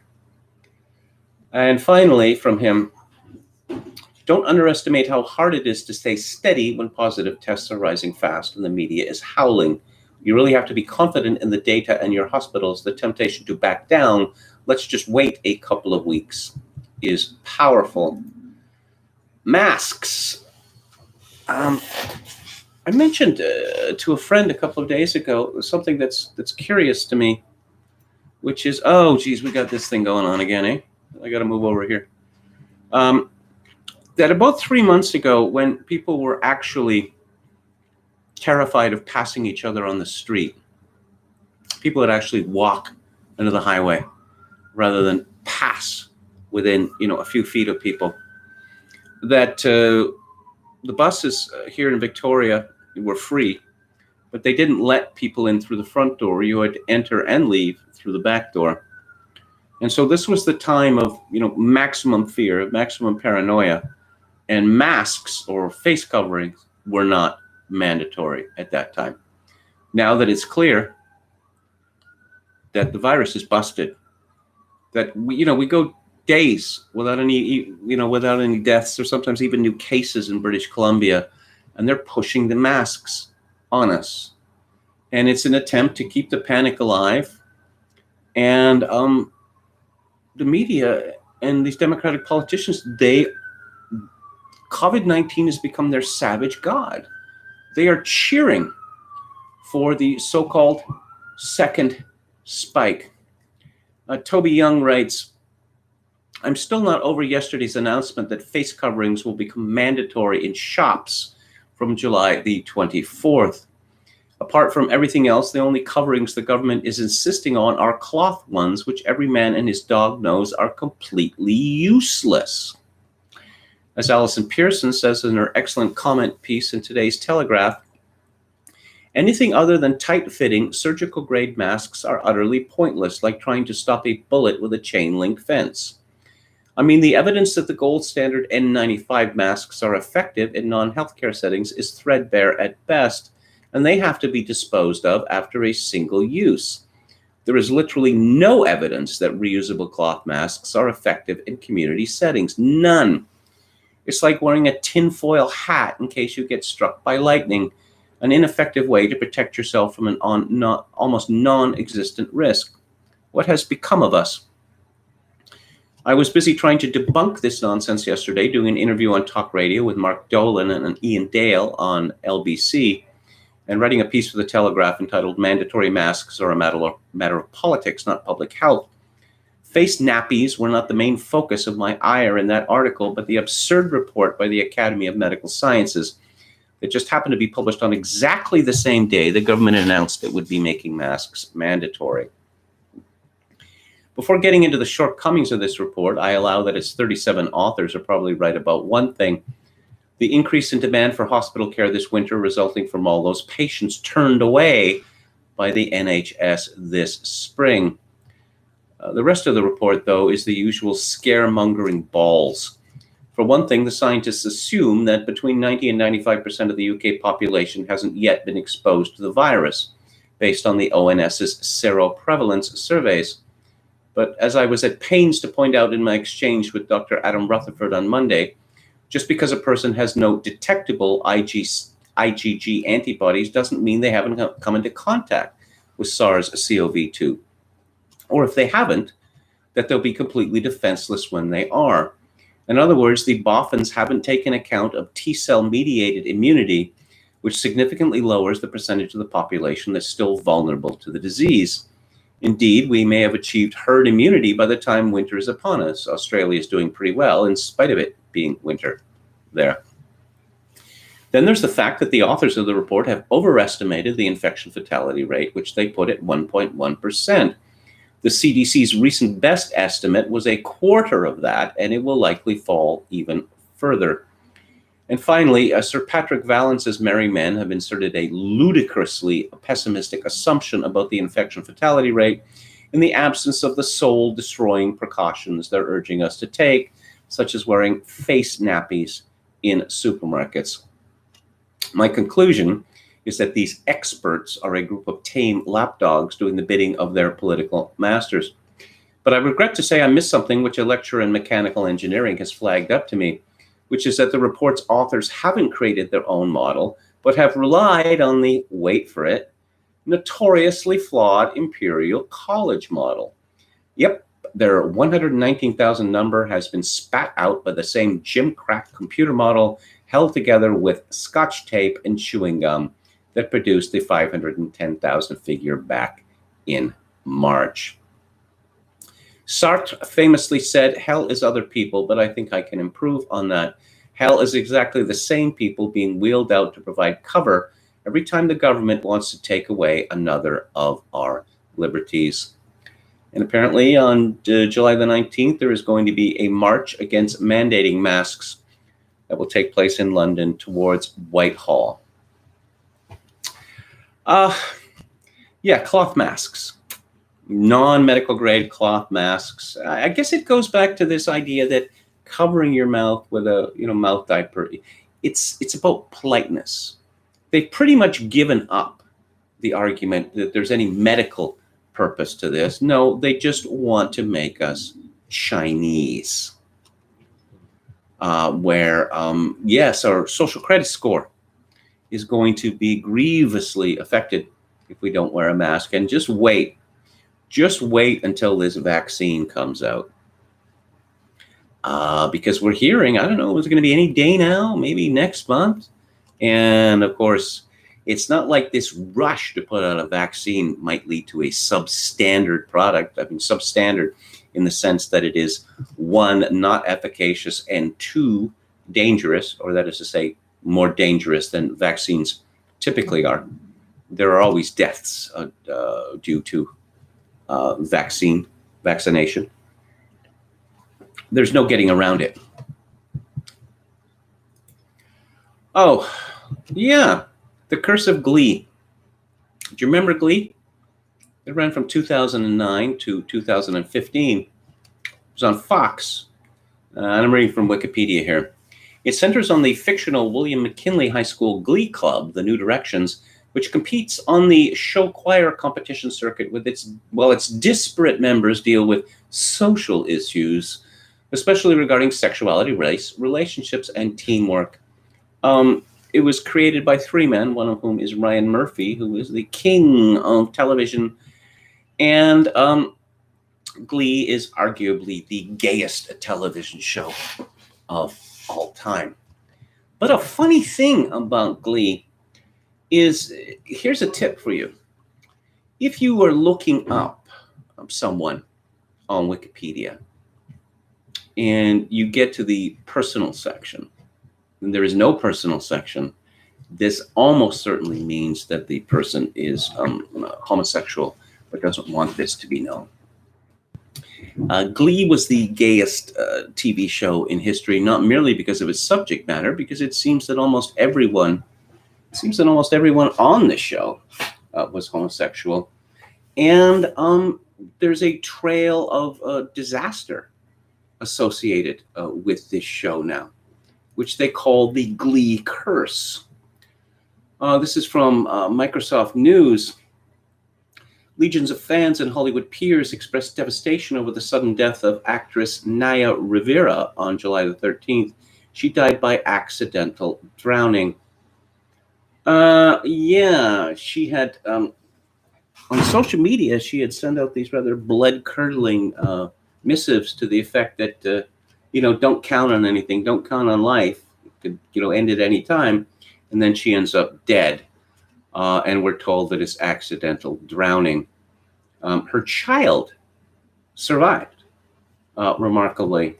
I'm just going to suggest a hypothesis where she decided to commit suicide and take her child with her, and then at the last minute decided to leave the child in the boat. And the child was found 4 days later, luckily still alive. The Glee curse became popular in the media due to several upsetting incidents over the years. That's one way to put it, involving cast members of the Fox network TV show. Now, as the tragedy strikes for Rivera's friends and family, fans have categorically rejected the term and deemed it inappropriate. I don't think people mean to be insensitive when they say something like Glee is cursed, but honestly don't. The show isn't cursed, and blaming tragedies on a curse is vile, wrote one social media user.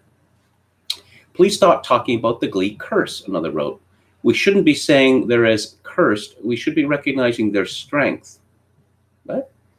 The cast has gone through so many tragedies, and they need support.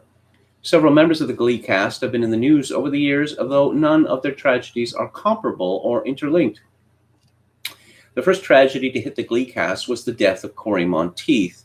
In a heartbreaking coincidence, the discovery of Rivera's body comes 7 years to the date that her co-star and friend Monteith was found dead on July 13th, 2013 of an overdose. This points very strongly to suicide and not accidental death.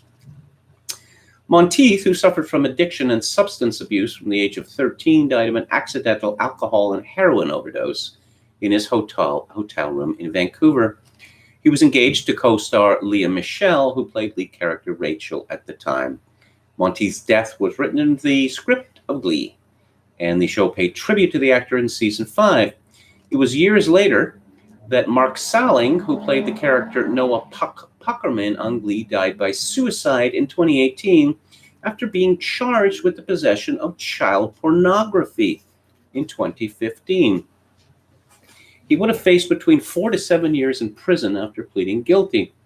Rivera, who had dated Salling for 3 years, said she was not totally shocked when she heard about Salling's crimes. In her 2016 autobiography, Sorry Not Sorry, Dreams, Mistakes, and Growing Up, she wrote about her regret over dating Salling and her relief that the relationship ended years before the charges against him emerged. So she knew about this and dated him anyway? I wonder why that would be. Then I had no doubt that God really did have my back along the way, she wrote. Earlier this year, Glee made headlines again as main star Michelle came under attack. Several castmates and extras came forward, some accusing her of racism, which is far worse than child pornography. Everyone knows that. And others claiming she was unpleasant to work with. On July the 13th, many on Twitter reacted to Rivera's tragic death as a continuation of the Glee curse. Some even went as far as posting conspiracy theories. I don't believe I ever saw a complete episode of this, although I highly recommend the parody, the Community parody, which is just delightful because Glee is shown to be, a cult. But we're not supposed to have... Halle Berry was in trouble recently because she was going to take some role where she was playing a transsexual. Well, it turns out she is a cis woman, as they say, a cis hetero woman, even worse. And this was thought to be outrageous, so she dropped out and apologized for this.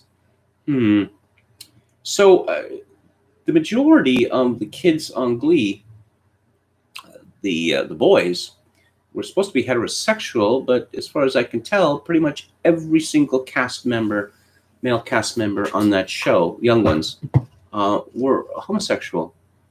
Did they become homosexual during the filming of this show? It's a remarkable coincidence, and I just wonder how many more deaths are going to be associated with Glee before we get in investigation of that show and what went on behind the scenes. Of course, I've been waiting for an investigation of Dan Schneider of Nickelodeon for years, and we haven't got that yet. So in Canada, The so-called separatist or sovereigntist, as they prefer, party, the Bloc Québécois, which was once the official opposition, they did well in the last election. Part of it was the disastrous showing by the New Democratic Party and its menacing leader, Jagmeet Singh. So the Bloc is in third place. Recently, the BQ leader, Yves-François Blanchet, he took against Jagmeet Singh because Jagmeet Singh wanted the BQ to admit that Quebec was institutionally racist, and a BQ MP was not having any of it, and so Jagmeet was kicked out of the Commons for refusing to apologize. And Blanchet did not kowtow either. Within the last week, given the scandal, the WE scandal that Justin Trudeau is involved with, Blanchet called for Trudeau's resignation and for him to be replaced with his deputy leader, the Ukrainian candidate, as I like to call her. And then we get this from the CBC today. Bloc Québécois leader Yves-François Blanchet denies sexual misconduct allegations. Oh dear. Oh dear, oh dear, oh dear. An anonymous person said the alleged events happened in 1999 in a Montreal bar. It is not known who wrote the post or whether they have filed a complaint with police. Seems like a rather flimsy basis for a story. 21 years ago, something happened. Sexual misconduct could be anything. It happened 21 years ago in a bar, and it's just coming to light now. CBC News has not verified the allegations or spoken to the person making them. Blanchet issued a statement denying the allegations and inviting the person who made them to file a complaint with the authorities. He said he will continue his professional activities and will not make any other comments. Let's see. NDP leader Jagmeet Singh, meanwhile, said in a statement Wednesday that the allegations leveled at Blanchet are troubling and women must feel comfortable coming forward with their claims. This person had 21 years. I've always been in the opinion that all allegations must be taken seriously. Well, that's the position of our society generally. It's certainly the position of the police. We are currently seeing a wave of denunciations in Quebec that requires a great deal of courage and demonstrates the lack of confidence victims have in our system, Singh added. It discourages them from complaining, so we must listen first of all and change this culture of silence concretely and profoundly. Economic Development Minister Mélanie Joly, a very good-looking woman, by the way, did take to social media Wednesday to commend victims for coming forward with complaints. This is not a complaint. This is an anonymous denunciation from 21 years ago. To all the victims of sexual harassment or sexual violence, I hear you and I understand you. It takes courage to speak out, she said in a tweet. A spokesperson for Conservative leader Andrew Scheer said he would not comment on the allegations without more information. That's a good policy. Oh yes, standards and practices of the CBC standards of practices. They're being mocked for allegedly not following their standards and practices, but it seems like this Blanchet fellow has to be taken out because he has been insufficiently appreciative of systemic racism. And he got on the wrong side of a man called Jagmeet Singh. And then he had the gall to suggest that Justin Trudeau should step aside. Here's another curious story from the CBC. BC RCMP officer suspended over racially offensive content posted on Facebook. A BC RCMP officer's suspension and subsequent resignation following a complaint that alleges he posted, quote, racially insensitive, rage-fueled, and anti-government, unquote, material, anti-government, on Facebook is highlighting what some say is a flawed process of raising concerns about police conduct. The characterization of Dustin Dahlman's comments is part of a complaint filed with the Civilian Review and Complaints Commission for the RCMP, which reviews complaints about police conduct and makes recommendations to the RCMP. CBC has obtained a copy of the letter. Dahlman, who used the name Vedder McNutt on Facebook, was stationed at an RCMP detachment in Sayward, a small town at the north end of Vancouver Island, for 3 years. He was previously stationed in Prince George, BC for 6 and in Lytton, BC for 3 years. For at least the first half of 2020, he posted videos, memes, and comments on his now defunct public Facebook page that were critical of the Black Lives Matter movement, of police conduct he considered too soft, and some of the government's COVID-19 safety guidelines. One video he uploaded showed a man criticizing the Black Lives Matter movement who at one point says, "If you don't want to be killed, don't break the law." The man can also be heard saying, "If the Black Lives mattered so much to you blacks, then you wouldn't be burning down our country like a bunch of effing heathens." Dahlman posted the 5-minute video to his own page with the comment, "I couldn't say it better myself." The video by itself is fairly disgusting, and for that video to be posted by a police officer is incredibly concerning, said Chad Haggerty, a former RCMP officer who spent 17 years on the force and has previously spoken out about systemic racism within the RCMP. Haggerty was himself suspended for using excessive force and faced domestic assault charges when he was an officer, and said there should be consequences when police step outside the code of conduct. "I chose to leave the RCMP because of the charges I was facing, because I recognized in therapy that I was no longer suitable to be a police officer," he said. Dahlman decided to leave the RCMP, and that is good for both the community and the RCMP. Haggerty helped one of the Sayward residents who publicly voiced concern over Dahlman's post file a formal complaint letter against the officer. I wonder how they got in touch. Is there a listing for this Haggerty fellow and for his services? This is very, very curious. Now, CBC doesn't ask the obvious question, which is these Sayward residents, how did they get in touch with you, Mr. Haggerty? Because that's the sort of thing that people would want to know, so the CBC is not going to ask that question. Dahlman defended the post, telling the CBC that the video he posted was simply stating facts. "If you watch the video, it is true," he said. "If you're not breaking the law, then there is a low percentage that you will get into a confrontation or altercation with police where there is a potential to be shot. If someone steals a candy bar or a t-shirt, for example, and resists arrest and gets shot, whose fault is that?" he said. "Who started the event?" Dahlman said he is not racist, and that in the current public debate around racism and police conduct, people are getting called racist just for having a different opinion. Dahlman says he does believe the lives of black people matter. Wow, that could that be any more loaded? Who is suggesting that he does not believe that the lives of black people matter? But he also thinks that all lives matter. So obviously he's a very wicked person. Several people in the Sayward community raised concerns about Dahlman's post in mid-June on social media. On social media. So that was public. Does CBC want to show us any of those tweets? And they don't. Why not? Because these were public posts. But I guess we're not allowed to know who this fellow's accusers are.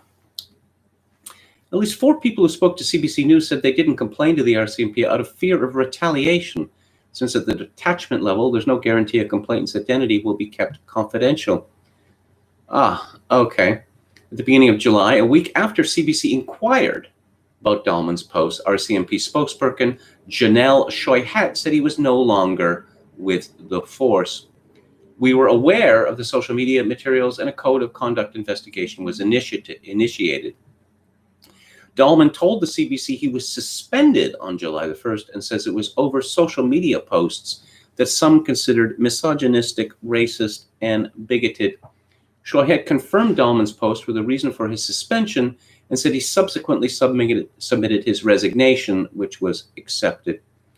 RCMP members are expected to be culturally sensitive and to treat all Canadians without bias of race, color, gender.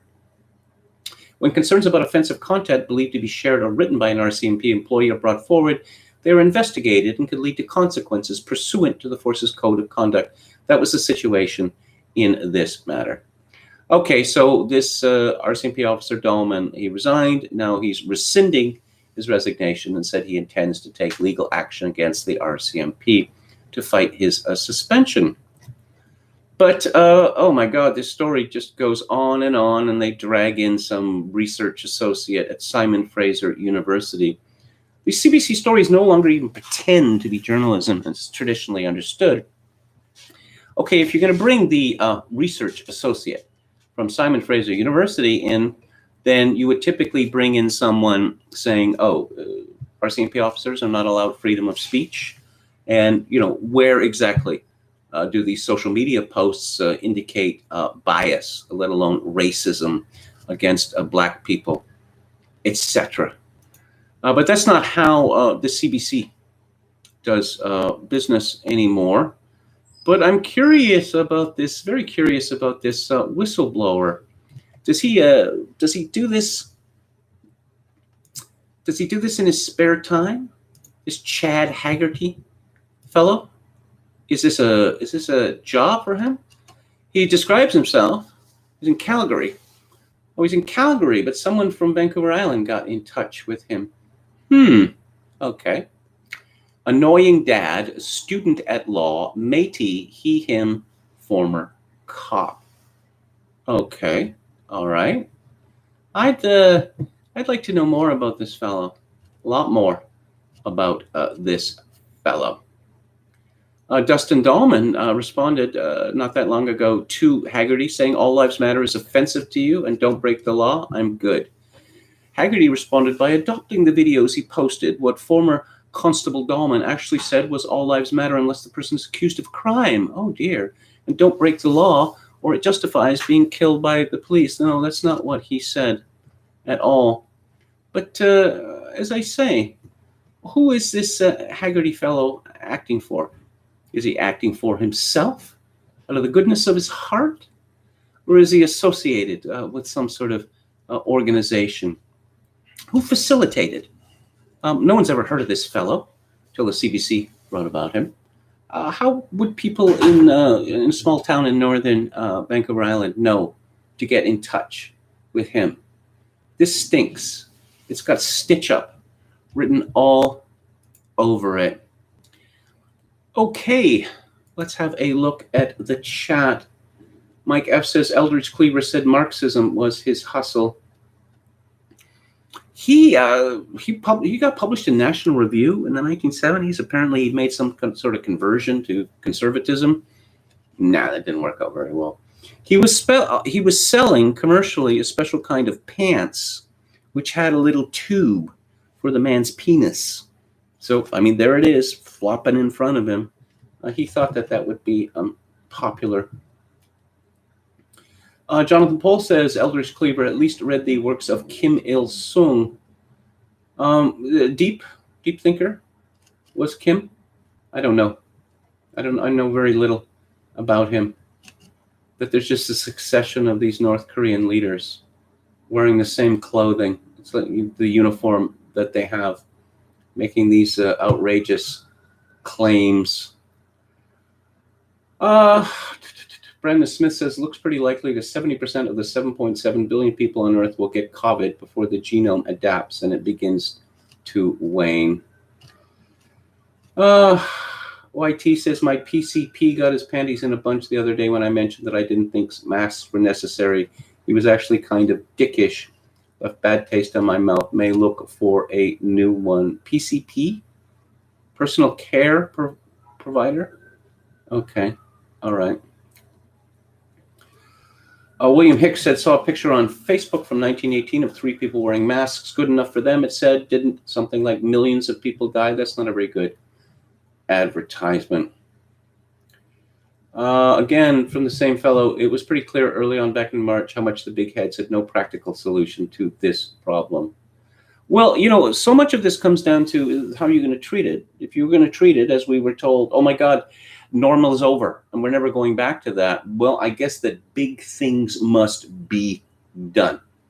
If you did decide to treat it as like another flu outbreak, and flu outbreaks come in degrees of severity, if they decided to treat it like that, well, the subsequent history of the world would have been very different. Jim Bowden writes, KMG, we are all self-imprisoning ourselves. The elites are observing how the great unwashed masses will react and how best to control them. The elites continue to travel in their private jets. No masks or quarantine for them. Stupid masses suffer from cognitive dissonance and continue to imprison themselves. Chad Chadson, our valiant moderator, says, avoid, avoid, avoid. John Berkshire Respecter says, it's crazy that only 4K people died from COVID-19 in China, but 130,000 plus died in America, even though China has a much bigger population. The difference, China is authoritarian. I would say it's a little different than that, frankly. Because if a spokesperson for the Communist Party of China told me that the sun rises in the east, or that the cube root of 27 is 3, I would be suspicious. I don't believe a single word that comes out of their lying mouths. That's it for today. Tomorrow is Theater Thursday, and I will be discussing John Ford's masterpiece, The Searchers, starring John Wayne. And on the book club on Friday, I will be discussing Tell Your Children by Alex Berenson, The Truth About Marijuana, Mental Illness, and Violence. Thank you all so much for tuning in. If you like the show or any part of it, I'd appreciate it if you'd click on the like button and subscribe to my YouTube channel if you have not already done so. I will be back on the air tomorrow at 4 p.m. Pacific, 7 p.m. Eastern. And if you would like to contribute to the show, and I could really use the money right now in my current situation, my PayPal address is kevin_grace@hotmail.com. Once again, kevin_grace@hotmail.com. And I leave you with this. In these days of social atomization and civilizational collapse, I do dearly hope that my dear viewers and listeners manage to forge some kind of genuine human connection in order to ease the burden. Good night.